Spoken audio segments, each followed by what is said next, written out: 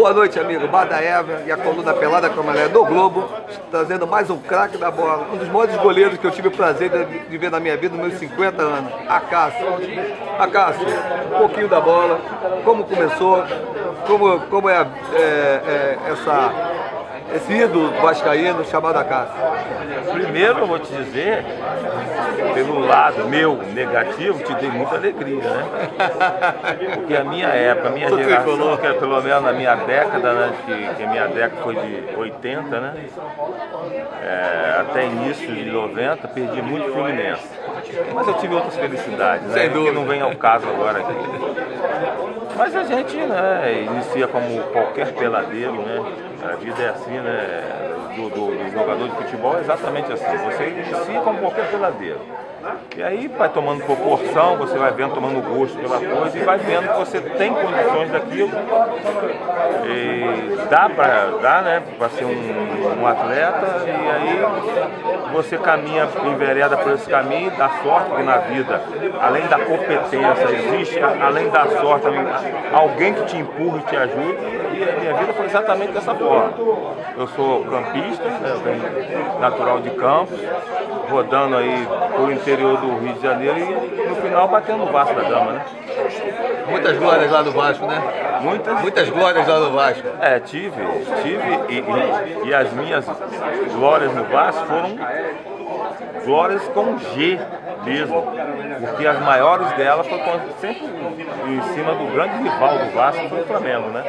Porque eu tenho um tricampeonato, ou seja, né, campeão 82, estadual, e depois o bi 87 e 88. Sempre em cima do rival, em cima do Flamengo. E o sabor é maior, né?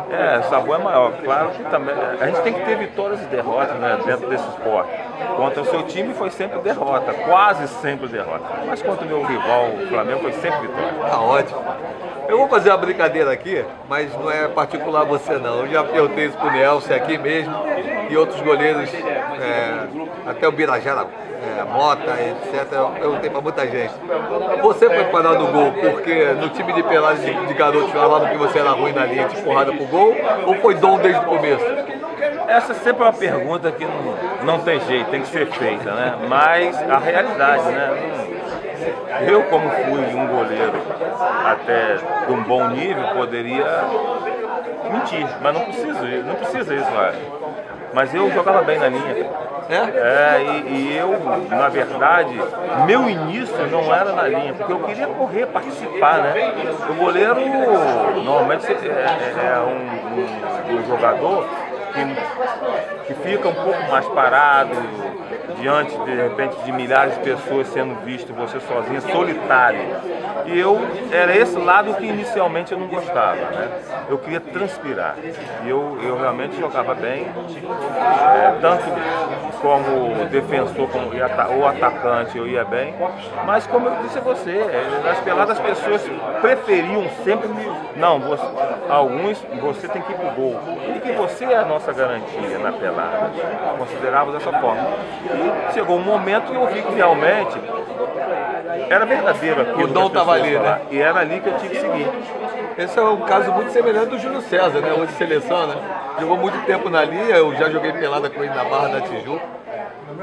Muito bom jogador na linha, e talvez por isso que a zaga do Brasil tem a segurança de recuar a bola para ele, que ele sabe jogar bem com o pé, e ele acabou e jogou, né? O Júlio César, a gente sabe disso, desse potencial, dessa condição dele, de saber jogar bem com os pés. E para ele foi fundamental e importante, porque a geração dele, né, pegou essa fase. Eu peguei muito pouquinho no meu final, mas pegou essa fase que o goleiro não pode pegar a bola atrasada, né, com as mãos. E para ele facilitou muito isso. E ele demonstra isso, que tem muita qualidade nos pés. Ainda bem que ele não optou para ser um atacante, porque nós temos realmente um grande goleiro. E aí, aproveitar o ensejo, que não é o caso, mas seria o caso, mas aproveitar o ensejo, e parabenizar o Filipão, né? Pela aposta, né? Uma aposta. Ressuscitou, vamos dizer assim, né? Um goleiro que a gente estava precisando neste momento, apesar dos outros dois ter um potencial grande. Eu particularmente gosto muito do Jefferson. Eu adoro, eu trabalhei com todos os dois, né? Nas seleções de base, eu trabalhei muito tempo na base, nas seleções de base, sub-20, sub-17. Trabalhei com o Diego Cavalieri, trabalhei com o Jefferson no Botafogo. E tem um grande potencial, mas nesta posição, o que o Filipão optou também? Um pouquinho mais de experiência, um goleiro mais rodado. E foi muito feliz nessa convocação. Foi muito feliz. Hoje, a safra, o Brasil durante muitos anos, principalmente quando eu era garoto, um pouco mais, já está mais jovem, a gente escutava falar que o Brasil não tinha qualidade de goleiro. Infelizmente, depois veio aquela safra dos 80, mais ou menos, vem você, uma série de outros bons, excelentes goleiros, Veloso, excelentes goleiros. Daqui para frente a gente pode esperar grandes goleiros de fato, ou a gente ainda vai ficar olhando, achando que os goleiros europeus são melhores que os nossos? Na verdade, nós sempre tivemos bons goleiros. Talvez os europeus um pouco acima, mas nós sempre tivemos bons goleiros, tivemos. O que acontece é que se sobressaíam muito mais os jogadores brasileiros das outras posições. Haja visto que nós temos o maior jogador do mundo. O rei do futebol é brasileiro, que é o Pelé. Mas também a verdade tem que ser dita que o crescimento também, a evolução do goleiro brasileiro começou a acontecer quando foi implantado o ex-goleiro como treinador de goleiros. Isso iniciou-se mais ou menos no final da década de 70 para a década de 80. Um ex-goleiro treinando goleiros. E aí a evolução foi acentuada. E a tendência é melhorar muito mais. Você tem uma pessoa que conhece da posição, trabalhar especificamente o goleiro, corrigir. E eu acho que isso é muito mais ainda fundamental que isso aconteça na base. Ex-goleiros trabalhando os goleiros da base, coisa que ainda talvez não exista em alguns clubes. Eles optam por trabalhar, botar ex-treinador de goleiro, trabalhar no profissional. É importante sim, mas na base muito mais ainda. Nessa condição de goleiro, hoje é comum, nós vemos jogadores chegando aos 38 anos, que é o Isidoro, que é um tanque, né? Goleiro, dá para ir até quantos anos? Com boa elasticidade, passando confiança. Nós temos o Manguinha aí, nosso querido Manga, que foi há muito tempo, mas ficou muito tempo agarrando, mas é uma exceção. Acho que até quantos anos você acha que a qualidade do goleiro é assim, fantástica? Eu acho, não, eu tenho certeza que o goleiro consegue ir em bom nível até 37, 38 anos. Eu acho que depois disso ele começa a perder algumas coisas que são importantes, algumas valências que são fundamentais para o goleiro. Reflexo, elasticidade. Força, ele começa a perder a força, começa a perder velocidade. E que são as duas valências mais importantes para o goleiro. Ou ele tem que ter essas duas coisas. Se não tiver uma delas, pelo menos, ele não vai dar. Por isso que eu vi alguns goleiros chegar no nascedouro, ele não dá continuidade. Porque ele ou não tinha força ou não tinha velocidade. Se ele tiver as duas, ele vai ter um nível superior.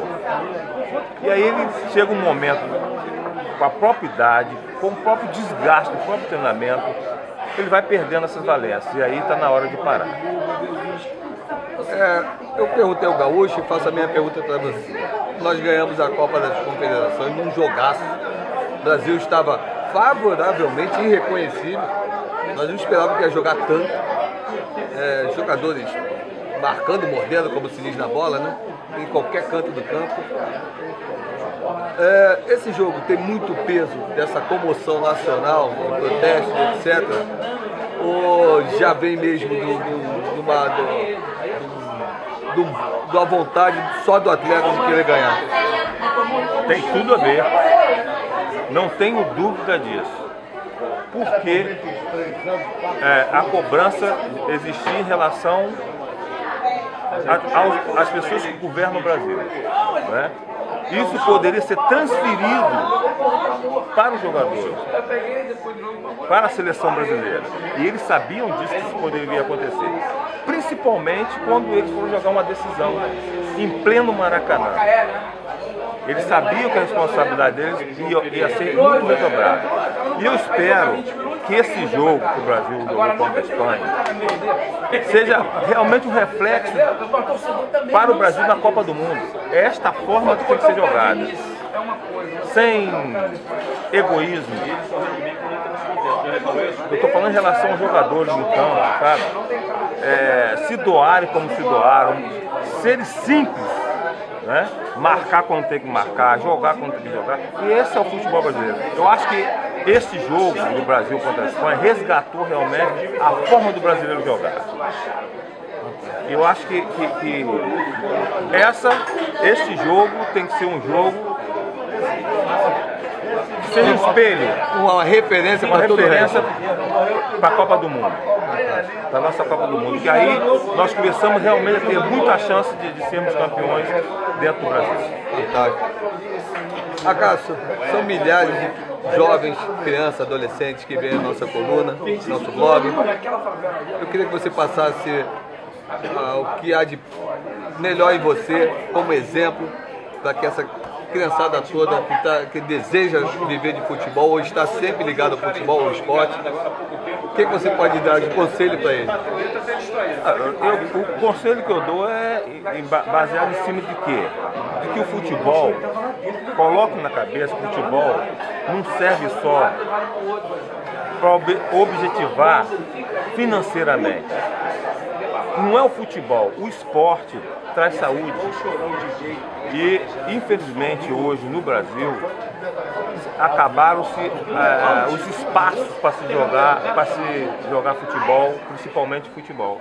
Mas que, se não for futebol, busque outro esporte.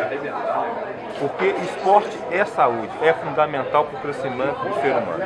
E viver em grupo, né? Viver em sociedade. Tudo isso, viver em sociedade, exatamente. Muito obrigado a todos. Não percam a pelada como ela é no Globo.